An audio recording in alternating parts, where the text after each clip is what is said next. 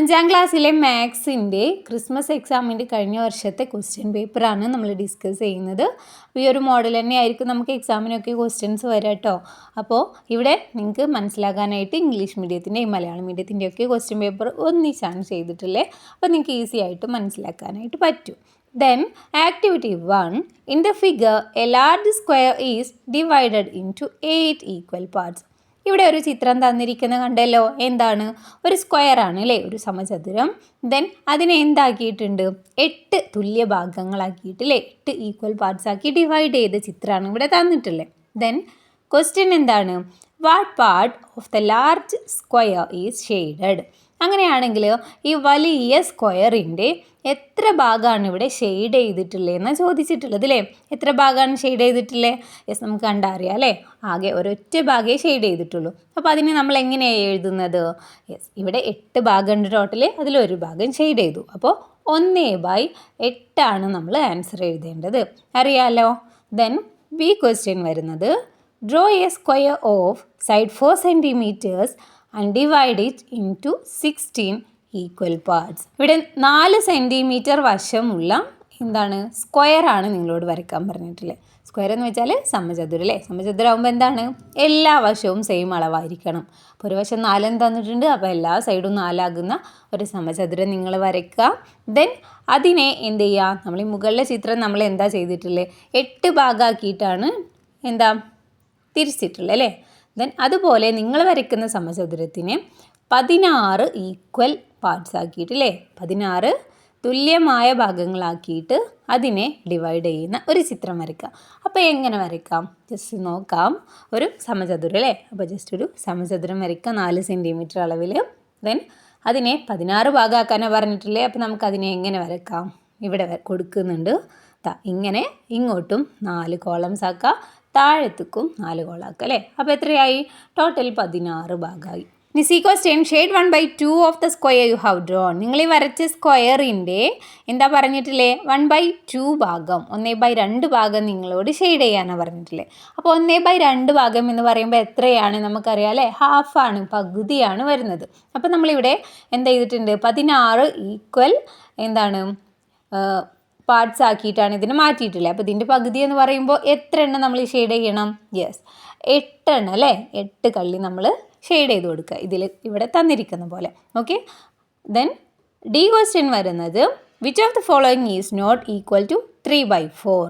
ഇവിടെ തന്നിരിക്കുന്നതിൽ 3/4 ഈക്വൽ അല്ലാത്തത് ഏതാണെന്ന് കണ്ടുപിടിക്കാൻ അല്ലേ. 3/4 ഭാഗത്തിന് തുല്യമല്ലാത്തത് ഏതാണെന്ന് കണ്ടുപിടിക്കുക. അപ്പോൾ ഏതൊക്കെയാണ് തന്നിട്ടുള്ളത്? 12/16 തന്നിട്ടുണ്ട്, 6/8 തന്നിട്ടുണ്ട്, 8/12 തന്നിട്ടുണ്ട്, 15/20 തന്നിട്ടുണ്ട്.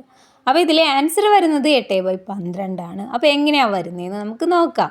അപ്പോൾ എന്താ, 3/4 ഈക്വൽ അല്ലാത്തതാണ്, തുല്യം അല്ലാത്തതാണ് കണ്ടുപിടിക്കേണ്ടത്. അപ്പോൾ അത് കണ്ടുപിടിക്കാനായിട്ട് നമ്മൾ എന്ത് ചെയ്യാം? ഈ തന്നിരിക്കുന്ന സംഖ്യകളെയൊക്കെ ഒന്ന് ചെറുതാക്കി നോക്കുക അല്ലേ. 12/16 നമുക്ക് എന്ത് ചെയ്യാം? 12നെയും 16നെയും 2 വെച്ച് ചെയ്യാം, അല്ലെങ്കിൽ 4 വെച്ച് ഹരിക്കാം. അപ്പോൾ ഇവിടെ ഇത് കുറച്ച് വലിയ സംഖ്യയല്ലേ, അപ്പോൾ നമുക്ക് 4 വെച്ച് ചെയ്യാം അല്ലേ. 4 വെച്ച് ചെയ്യുമ്പോൾ 12നെ 4 കൊണ്ട് ഹരിക്കുമ്പോൾ എത്രയാണ് കിട്ടുക? 3 വരിക. 16നെ 4 കൊണ്ട് ഹരിക്കുമ്പോഴോ 4 വരിക അല്ലേ. അപ്പോൾ 3/4 ഈ 12/16 നമ്മൾ ചെറുതാക്കുമ്പോൾ നമുക്ക് കിട്ടുന്നത്. അപ്പോൾ അതെന്താണ്? അത് 3/4 തുല്യമായിട്ടുള്ള സംഖ്യയാണ് അല്ലേ. ദെൻ 6/8 വരുന്നത്. അതിനെ നമുക്ക് ചെറുതാക്കി നോക്കാം. 6/8 നമുക്ക് എന്ത് ചെയ്യാം? 2 കൊണ്ട് ഹരിക്കാം അല്ലേ. അപ്പോൾ 6നെ 2 കൊണ്ട് ഹരിക്കുമ്പോൾ എത്രയാണ്? 3 വരുന്നത്. 4നെ 2 കൊണ്ട് ഹരിക്കുമ്പോൾ 4 വരുന്നത് അല്ലേ. അപ്പോൾ 3/4 അതും കിട്ടുന്നത്. ദെൻ 8/12 ആണെങ്കിൽ അതിനെ നമ്മൾ ചെറുതാക്കുമ്പോൾ എന്താ കിട്ടുക? 8നെ 2 കൊണ്ട് ഹരിക്കുമ്പോൾ 4 വരിക. 12നെ ചെറുതാക്കുമ്പോൾ എത്ര വരിക? 12നെ 2 കൊണ്ട് ചെയ്യുമ്പോൾ 6 വരിക. അപ്പോൾ 4/6. അപ്പോൾ അതാണ് നമ്മൾ പറഞ്ഞ പോലെ തെറ്റായിട്ടുള്ളത് അല്ലേ, 3/4 ഈക്വൽ അല്ലാത്തത്. ദെൻ നെക്സ്റ്റ് വരുന്നത് 15/20 അപ്പോൾ അതിനെ നമുക്ക് എന്ത് ചെയ്യാം? 5 കൊണ്ട് ഹരിക്കാം അല്ലേ. 15നെ 5 കൊണ്ട് ഹരിക്കുമ്പോൾ 3 കിട്ടും, 20നെ 5 കൊണ്ട് ഹരിക്കുമ്പോൾ 4 കിട്ടും. അപ്പോൾ അവിടെ 3/4 വരുന്നത്. അപ്പോൾ ആൻസർ ഏതാണ്? 8/12 അല്ലേ. മനസ്സിലായല്ലോ. ഇനി ആക്ടിവിറ്റി 2 ആണ്. Complete the table by writing the measurements in fractional form and decimal form. ഇവിടെ തന്നിരിക്കുന്ന അളവുകളെ എന്ത് ചെയ്യണം? ഫ്രാക്ഷണൽ ഫോമിലും ഡെസിമൽ ഫോമിലും ഭിന്നരൂപത്തിലും ദശാംശ രൂപത്തിലും എഴുതി പട്ടിക കംപ്ലീറ്റ് ചെയ്യാനാണ് പറഞ്ഞിട്ടുള്ളത്. അപ്പോൾ ടെക്സ്റ്റിൽ നമ്മൾ പഠിച്ചിട്ടുള്ളതാണ് അല്ലേ. ഇതുപോലെ അളവുകൾ തരുമ്പോൾ അതിനെ ഫ്രാക്ഷണൽ ഫോമുക്കും ഡെസിമൽ ഫോമുക്കും ഒക്കെ ആക്കാൻ. അപ്പോൾ എങ്ങനെയാണ് എഴുതുന്നതെന്ന് നോക്കാം. ഇത് ചെയ്യാൻ നമ്മൾ ആദ്യം എന്താ അറിഞ്ഞിരിക്കണം? നമുക്കറിയാം 1 മീറ്റർ എന്ന് പറഞ്ഞാൽ 100 സെൻറ്റിമീറ്റർ ആണ്. 1 ലിറ്റർ എന്ന് വെച്ചാൽ 1000 മില്ലി ലിറ്റർ ആണ്. 1 കിലോഗ്രാം എന്ന് വെച്ചാൽ 1000 ഗ്രാം ആണെന്നൊക്കെ അല്ലേ. എന്നാലേ നമുക്കിത് കറക്റ്റായിട്ട് ചെയ്യാൻ പറ്റുള്ളൂ. ഫസ്റ്റ് തന്നിരിക്കുന്നത് 7 സെൻറ്റിമീറ്ററും 8 മില്ലിമീറ്ററും അല്ലേ. അപ്പോൾ അതിനെ നമുക്ക് എങ്ങനെ എഴുതാം? 7 8/10 സെൻറ്റിമീറ്റർ എന്ന് എഴുതാം അല്ലേ. അപ്പോൾ ഡെസിമൽ ഫോം എങ്ങനെയാണ് വരിക? അത് നമുക്ക് കുറച്ചും കൂടി ഈസി ആയിട്ട് എഴുതാം. 7.8 സെൻറ്റിമീറ്റർ എന്ന് എഴുതാം അല്ലേ. ദെൻ അടുത്തത് 9 ലിറ്ററും 675 മില്ലി ലിറ്റർ തന്നിട്ടുള്ളത് അല്ലേ. അപ്പോൾ ഇതിനെ എങ്ങനെ എഴുതാം? 9 675/1000 ലിറ്റർ എന്ന് എഴുതാം അല്ലേ. ഡെസിമൽ ഫോമിൽ എഴുതുമ്പോൾ 9.675 ലിറ്റർ എന്ന്. ദെൻ നെക്സ്റ്റ് മെഷർമെൻറ്റ് വരുന്നത് 7 കിലോഗ്രാമും 125 ഗ്രാമോ വരുന്നത് അല്ലേ. അപ്പോൾ അതിനെ നമുക്ക് ഫ്രാക്ഷണൽ ഫോമിൽ 7 125/1000 കിലോഗ്രാം എന്ന് എഴുതാം. ദെൻ ഡെസിമൽ ഫോമിൽ ദശാംശ രൂപത്തിൽ വരുമ്പോൾ 7.125 കിലോഗ്രാം എന്നാണ് വരിക. നെക്സ്റ്റ് 4 മീറ്ററും 85 സെൻറ്റിമീറ്റർ തന്നിട്ടുള്ളത് അല്ലേ. അപ്പോൾ 4 മീറ്റർ 85 സെൻറ്റിമീറ്റർ എന്നതിന് 4 85/100 മീറ്റർ എന്ന് നമുക്ക് എഴുതാം. ദെൻ ഡെസിമൽ ഫോമിൽ എഴുതുമ്പോൾ 4.85 മീറ്റർ എന്നാണ് വരുന്നത്. ദെൻ നെക്സ്റ്റ് വരുന്നത് 8 മില്ലിമീറ്റർ ആണ് അല്ലേ. 8 മില്ലിമീറ്റർ എന്നതിന് 8/10 സെൻറ്റിമീറ്റർ എന്നാണ് നമ്മൾ ഫ്രാക്ഷണൽ ഫോമിൽ എഴുതുക. ദെൻ അതുപോലെ ഡെസിമൽ ഫോമിൽ എഴുതുമ്പോൾ എങ്ങനെ എഴുതണം? 0.8 സെൻറ്റിമീറ്റർ എന്ന് വേണം എഴുതാൻ അല്ലേ. ദെൻ ആക്ടിവിറ്റി 3 ആണ്. Radha travelled by train from Thiruvananthapuram at 7:45 and reached Kottayam on the same day at 11:50. എന്താ പറയുന്നത്? രാധ തിരുവനന്തപുരത്ത് നിന്ന് കോട്ടയത്തേക്ക് പോവുകയാണ് അല്ലേ. അപ്പോൾ ട്രെയിനിനാണ് പോകുന്നത്.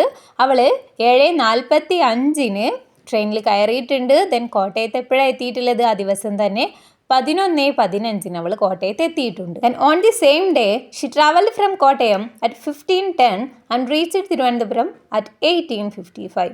ദെൻ ആ ദിവസം തന്നെ അവൾ അവിടെ നിന്ന് തിരിച്ചു പോന്നിട്ടുണ്ട് അല്ലേ. അപ്പോൾ അവിടെ നിന്ന് എപ്പോഴാണ് പോന്നിട്ടില്ലേ? കോട്ടയത്ത് നിന്നും 15:10 പുറപ്പെട്ടിട്ടുള്ളത്. ദെൻ തിരുവനന്തപുരത്ത് എപ്പോഴാണ് എത്തിയിട്ടുള്ളത്? 18:55 എത്തിയിട്ടുള്ളത് അല്ലേ. ഇതെന്താണ്? നമ്മളെ ട്രെയിൻ ടൈമാണ് പറയുന്നത് അല്ലേ. അതുകൊണ്ടാണ് 15, 18 എന്നൊക്കെ പറഞ്ഞിട്ടില്ലേ. ദെൻ ക്വസ്റ്റ്യൻസ് എന്തൊക്കെയാണ്? How much time did Radha take to reach Kottayam from Thiruvananthapuram? അങ്ങനെയാണെങ്കിൽ തിരുവനന്തപുരത്ത് നിന്ന് കോട്ടയത്തെത്താൻ എത്ര സമയമാണ് അവൾ എടുത്തിട്ടുള്ളതെന്ന് ചോദിക്കുന്നത് അല്ലേ. അവൾ ഫസ്റ്റ് തിരുവനന്തപുരത്ത് നിന്ന് കോട്ടയത്തേക്ക് പോവുക ചെയ്തിട്ടുള്ളത് അല്ലേ. അതിന് ടോട്ടൽ എത്ര സമയം എടുത്തു എന്നാണ് പറയുന്നത്. അപ്പോൾ നമുക്കിവിടെ ടൈമൊക്കെ തന്നിട്ടുണ്ട്. തിരുവനന്തപുരത്ത് നിന്ന് 7:45 കയറിയിട്ട് 11:15 കോട്ടയത്ത് എത്തിയിട്ടുള്ളത്. അപ്പോൾ അതിനിടയ്ക്ക് എത്ര ടൈം ഉണ്ട് എന്ന് കണ്ടുപിടിക്കുക. തിരുവനന്തപുരത്ത് നിന്ന് അവൾ കയറിയിട്ടുള്ളത് 7:45 അല്ലേ. അത് കഴിഞ്ഞ് 11:15 വരെ എത്ര ടൈം ഉണ്ടെന്ന് നോക്കാം. അപ്പോൾ 7:45 മുതൽ 8:45 വരെ നോക്കുകയാണെങ്കിൽ എത്രയായി? 1 മണിക്കൂറായി.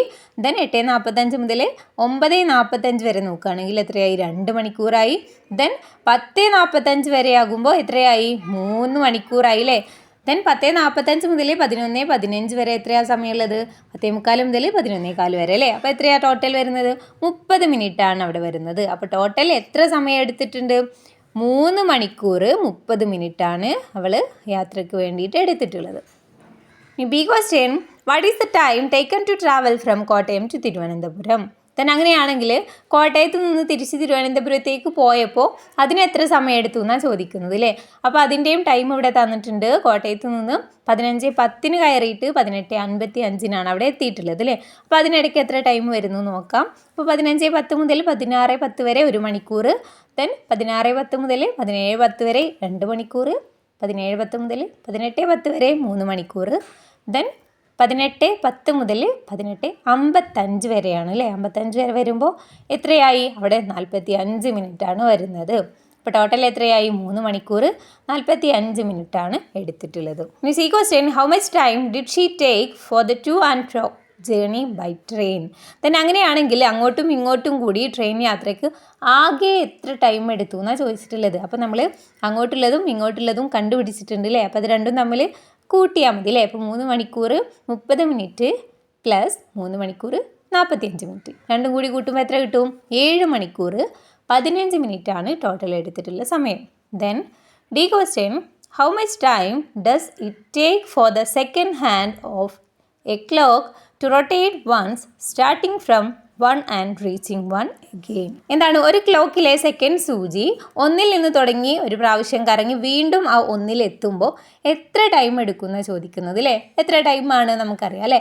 60 സെക്കൻഡാണ് എടുക്കുന്നത്. ഈ question which of the following time is equal to 18:55.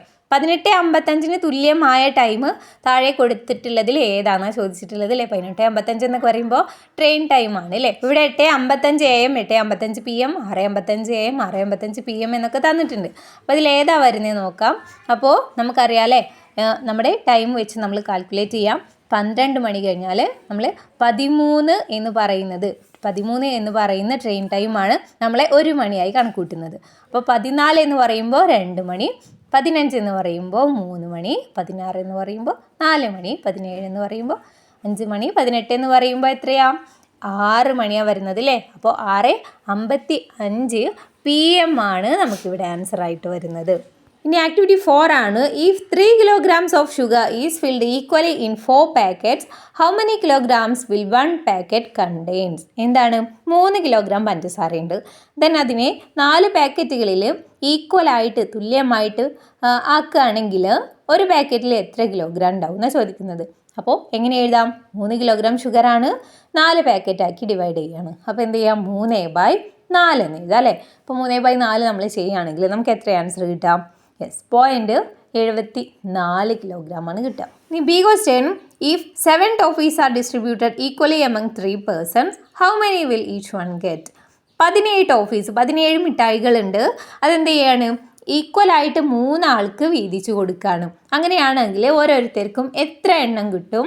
Then how many will be left? എത്ര എണ്ണം ബാക്കി ഉണ്ടാവും എന്നാണ് ചോദിക്കുന്നത് അല്ലേ? അപ്പോൾ ഇതെങ്ങനെ ചെയ്യുക? ഹരിച്ച് നോക്കിയാൽ മതി അല്ലേ? അപ്പോൾ നമുക്ക് എത്രയാ ബാലൻസ് വരുന്നതെന്നും ഓരോരുത്തർക്ക് എത്ര എണ്ണം കിട്ടുമെന്നും ഈസി ആയിട്ട് കണ്ടുപിടിക്കാം. അപ്പോൾ എന്ത് ചെയ്യാം? 17 മിഠായിയാണുള്ളത്, 17 ഡിവൈഡഡ് ബൈ 3 ചെയ്യുക. അപ്പോൾ 17നെ 3 കൊണ്ട് ഹരിക്കുമ്പോൾ എത്ര കിട്ടാം? 17ൽ എത്ര 3 വരുന്നുണ്ട്? യെസ്, 5 3 ആണ് അല്ലേ? അപ്പോൾ 5 3 എത്രയാ? 15. ദെൻ 17ൽ നിന്ന് 15 ഡിവൈഡ് ചെയ്യുമ്പോൾ 2 ബാലൻസ് വരും അല്ലേ? അപ്പോൾ എത്രയാണ് ആൻസർ വരുന്നത്? ഇവിടെ ഓരോരുത്തർക്കും കിട്ടുന്നത് 5 മിഠായികൾ വീതമാണ്. ദെൻ അതുപോലെ ബാക്കി എത്ര മിഠായിയാണ് വരാ? യെസ്, ഇവിടെ റിമൈൻഡർ എത്രയാണ് വന്നിട്ടില്ലേ? ശിഷ്ടം എത്ര വന്നിട്ടില്ലേ? 2 ആണ് അല്ലേ? അപ്പോൾ ബാക്കി വരുന്നത് 2 മിഠായിയാണ്. ഈസി ആയിട്ട് കണ്ടുപിടിച്ചല്ലോ. Then, C question, 7 kilograms of sugar is filled in 4 identical packets. How many kilograms of sugar is in 1 packet? Write this quantity of sugar in natural number and fraction together. 7 kilogram പഞ്ചസാരയുണ്ട്. Then അതിനെ എന്ത് ചെയ്യണം? ഒരേപോലെയുള്ള 4 പാക്കറ്റുകളിൽ നിറക്കുക ചെയ്യുന്നത്.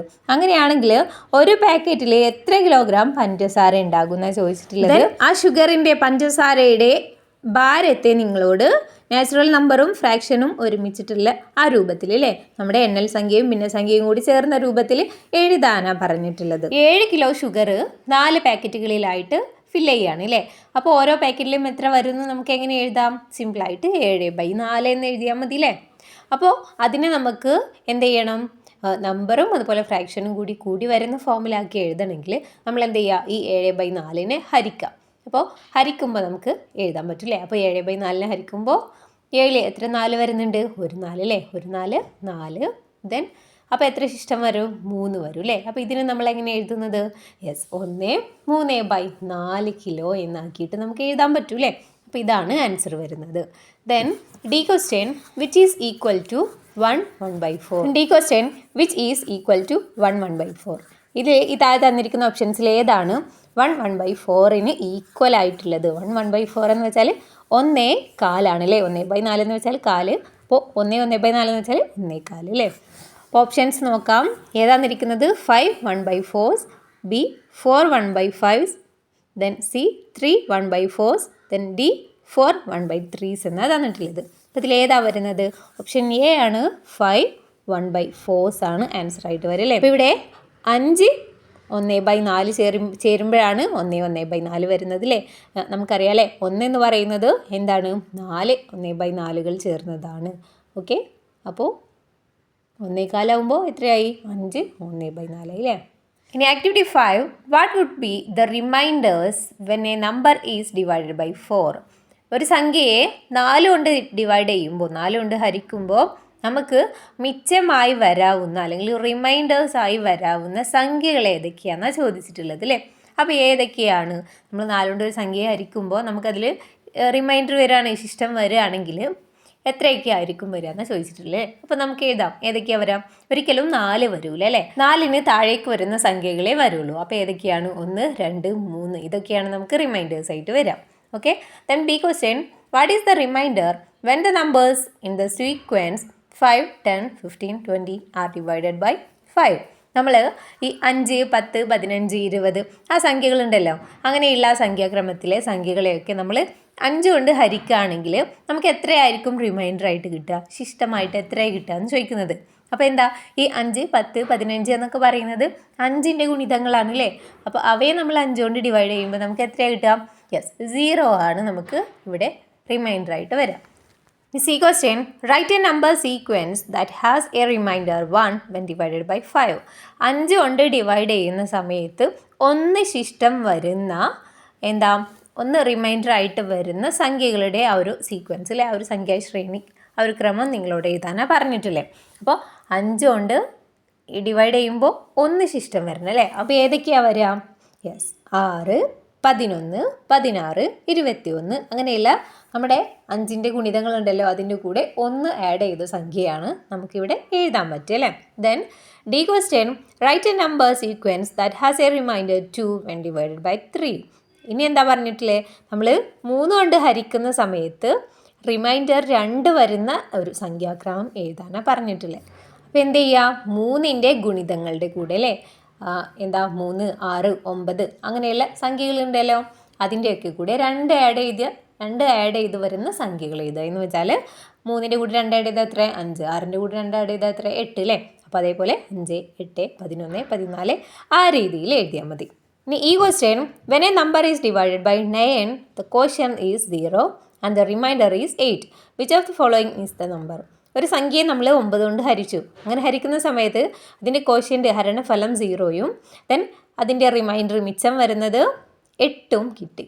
Then സംഖ്യ താഴെ തന്നിട്ടുള്ളതിൽ ഏതാണെന്നാണ് ചോദിച്ചിട്ടുള്ളത്. Options തന്നിട്ടുണ്ട് 0 × 9 + 8, 1 × 9 + 8, 1 × 8 + 9, 0 × 8 + 9. അപ്പോൾ ഇതിലേതാ വരുന്നത്? ഓപ്ഷൻ എ ആണ്, 0 × 9 + 8 ആണ് ആൻസർ വരുന്നത്. ഇനി activity 6, write the fraction that represents the shaded part. അപ്പോൾ ഇവിടെ ഒരു പിക്ചർ തന്നിട്ടുണ്ടല്ലോ, അതിലെ ഷെയ്ഡഡ് ആയിട്ടില്ല അല്ലേ, ഷെയ്ഡ് ചെയ്തിട്ടുള്ള ഒരു ഭാഗത്തെ സൂചിപ്പിക്കുന്ന ഭിന്നസംഖ്യ എഴുതാനാണ് പറഞ്ഞിട്ടുള്ളത്. അപ്പോൾ ഇതിനെ നമുക്ക് എങ്ങനെ എഴുതാം? യെസ്, ഫസ്റ്റ് ഒരു റൗണ്ട് തന്നിട്ടുണ്ടല്ലേ, അത് മൊത്തത്തിൽ ഷെയ്ഡ് ചെയ്തിട്ടുണ്ട്. അപ്പോൾ അതിന് 1 എന്ന് കൊടുക്കാം. ദെൻ നെക്സ്റ്റ് അടുത്ത റൗണ്ടിനെ എന്താ ചെയ്തിട്ടില്ലേ, 4 ഭാഗമാക്കി തിരിച്ചിട്ട് ഒരു ഭാഗം ഷെയ്ഡ് ചെയ്തിട്ടുണ്ട് അല്ലേ. അപ്പോൾ അതിനെ നമുക്ക് 1/4 എന്ന് കൊടുക്കാം. അപ്പോൾ ടോട്ടൽ നമ്മൾ എങ്ങനെ എഴുതുന്നത്? 1/4 എന്നാണ് നമ്മൾ എഴുതുന്നത് അല്ലേ. ദെൻ ബി ക്വസ്റ്റ്യൻ വരുന്നത്, draw the picture to represent the fraction 1/8 by using circle and part of circles. എന്താണ്, ഇതുപോലെ നിങ്ങളോട് 1/8 എന്ന് പറയുന്ന 1/8 എന്ന ഭിന്നസംഖ്യയായി വരുന്ന ഒരു വൃത്തവും അതുപോലെ ഇതുപോലെ എന്താ ഷെയ്ഡ് ചെയ്തിട്ടുള്ള ഒരു വൃത്തവും കൂടി വരയ്ക്കാനാണ് പറഞ്ഞിട്ടില്ലേ. ഈ രീതിയിൽ തന്നെ അല്ലേ, 1/4ൻ്റെയാണ് ഇവിടെ കൊടുത്തിട്ടുള്ളത്. ദെൻ നിങ്ങൾ എന്ത് ചെയ്യുക, 1/8 വരയ്ക്കുക. അപ്പോൾ എങ്ങനെ വരയ്ക്കാം? ഫസ്റ്റ് നമ്മളൊരു സർക്കിൾ വരയ്ക്കുക, ദെൻ മൊത്തത്തിൽ ഷെയ്ഡ് ചെയ്യുക, ദെൻ രണ്ടാമത് വേറെ ഒരു സർക്കിൾ വരയ്ക്കുക, ദെൻ അതിനെ 8 ഭാഗമാക്കി തിരിക്കുക, അതിൽ ഒരു ഭാഗം ഷെയ്ഡ് ചെയ്യുക. ഇനി C question, if we write 1, 1/4, 1, 1/8 and 1, 1/3 in ascending order, which one comes in the middle? നമ്മൾ ഈ തന്നിരിക്കുന്ന 3 ഭിന്നസംഖ്യകളെയും നമ്മൾ എന്ത് ചെയ്യുക, അസെൻഡിങ് ഓർഡറിൽ എഴുതുകയാണെങ്കിൽ, ചെറുതിൽ നിന്ന് വലുതിലേക്ക് എഴുതുകയാണെങ്കിൽ മധ്യത്തിൽ വരുന്നത് ഏതായിരിക്കും, സെൻറ്ററിൽ ഏതാ വരിക എന്നാണ് ചോദിക്കുന്നത്. 1/4 ആണ് വരുന്നത്. ഇനി ഇതിൽ D question, in which rectangle below is 1/3 part shaded. ഈ തന്നിരിക്കുന്ന ചതുരങ്ങളിൽ ഏതിലാണ് 1/3 ഭാഗം ഷെയ്ഡ് ചെയ്തിട്ടുള്ളതെന്ന് ചോദിക്കുന്നത്. അപ്പോൾ നിങ്ങൾ നോക്കുക ഏതാ വരുന്നത്. 1/3 ഭാഗം എന്ന് പറയുമ്പോൾ കറക്റ്റ് 3 ആക്കി തിരിച്ചതിൽ ഒരു ഭാഗം ഷെയ്ഡ് ചെയ്തത് അല്ലേ. അപ്പോൾ ഏതാ വരുന്നത്? ഡി ആണ് അല്ലേ. ഡിയിലാണ് 3 ഭാഗമാക്കി തിരിച്ചിട്ട് മുകളിലെ ഒരു ഭാഗം മാത്രം ഷെയ്ഡ് ചെയ്തിട്ടുള്ളത്. അപ്പോൾ അത് നിങ്ങൾ ശ്രദ്ധിച്ച് ആൻസർ ചെയ്യുക. നിങ്ങളെ കൺഫ്യൂഷൻ ആക്കാൻ വേണ്ടി ഒരുപാട് തരത്തിലുള്ള പിക്ചേഴ്സൊക്കെ ഇവിടെ കൊടുക്കുന്നുണ്ട് അല്ലേ. ഇനി ആക്ടിവിറ്റി 7 ആണ്. There are 4 Sundays and 5 Saturdays in the December of A year. ഒരു വർഷത്തെ ഡിസംബറിൽ 4 സൺഡേ ഉണ്ട്, അതുപോലെ 5 സാറ്റർഡേയും വരുന്നുണ്ട് അല്ലേ. 4 ഞായറാഴ്ചയും 5 ശനിയാഴ്ചയും വരുന്നുണ്ട്. അങ്ങനെയാണെങ്കിൽ which day is the 31st of December? അങ്ങനെയാണെങ്കിൽ ആ ഡിസംബർ 31-ാം തീയതി ഏത് ദിവസമായിരിക്കും എന്നാണ് ചോദിച്ചിട്ടുള്ളത്. സാറ്റർഡേ ആണ് വരിക അല്ലേ, ശനിയാഴ്ചയാണ് വരിക. Then B question which day is the 1st of December? അങ്ങനെയാണെങ്കിൽ ഡിസംബർ 1-ാം തീയതി ഏത് ദിവസമായിരിക്കും എന്നാണ് ചോദിക്കുന്നത്. ഏതാണ്? തേഴ്സ്ഡേ ആണ്, വ്യാഴാഴ്ചയാണ്. Then C question which are the days in December those come 5 times? അങ്ങനെയാണെങ്കിൽ ഡിസംബർ മാസത്തിൽ 5 തവണ റിപ്പീറ്റ് ചെയ്ത് വരുന്ന ദിവസങ്ങൾ ഏതൊക്കെയാണെന്നാണ് ചോദിച്ചിട്ടുള്ളത്. ഏതൊക്കെയാണ് വരിക? തേഴ്സ്ഡേ, ഫ്രൈഡേ, സാറ്റർഡേ അല്ലേ. വ്യാഴം, വെള്ളി, ശനിയാണ് വരുന്നത്. D question which of the following is not a leap year? Leap year അല്ലാത്തത് അല്ലേ, അതിവർഷം അല്ലാത്തത് ഈ താഴെ തന്നിരിക്കുന്നതിൽ ഏതാണെന്നാണ് ചോദിച്ചിട്ടുള്ളത്. അപ്പോൾ ലീപ്പ് ഇയർ ആണോ എന്ന് നോക്കാൻ വേണ്ടിയിട്ട് നമ്മൾ എന്ത് ചെയ്യാം? ഈ തന്നിരിക്കുന്ന വർഷം ഇവിടെ 2000, 2020, 2018, 2024 തന്നിട്ടുണ്ട് അല്ലേ. അപ്പോൾ ഈ ഓരോന്നിനെയും നമ്മൾ 4 കൊണ്ട് എന്ത് ചെയ്യുക? ഹരിക്കുക അല്ലേ. 4 കൊണ്ട് ഹരിക്കുന്ന സമയത്ത് നമുക്ക് എന്താ റിമൈൻഡേഴ്സ് വരുന്നില്ലെങ്കിൽ അല്ലേ, മിച്ചം 0 ആണ് വരുന്നതെങ്കിൽ അതൊക്കെ ലീപ്പ് ഇയർ ആയിരിക്കും. ദെൻ 0 അല്ലാതെ വേറെ എന്തെങ്കിലും സംഖ്യയാണ് നമുക്ക് റിമൈൻഡർ ആയിട്ട് കിട്ടുന്നതെങ്കിൽ അത് ലീപ്പ് ഇയർ അല്ല എന്നാണ് നമുക്ക് ഇവിടെ മനസ്സിലാക്കാൻ പറ്റില്ലേ. സോ നമ്മൾ എന്ത് ചെയ്യാം? ഇവിടെ ആൻസർ വരുന്നത് 2018 ആണ്. 2018 ആണ് ഇതിൽ ലീപ്പ് ഇയർ അല്ലാത്തത്. 2018 നമ്മൾ 4 കൊണ്ട് ഡിവൈഡ് ചെയ്യുന്ന സമയത്ത് ഇവിടെ നമുക്ക് 2 റിമൈൻഡറായിട്ട് മിച്ചമായിട്ട് വരുന്നുണ്ട്. അതുകൊണ്ട് തന്നെ എന്താണ്? അതാണ് ഇവിടെ ലീപ്പ് ഇയർ അല്ലാത്തത്. ഓക്കെ.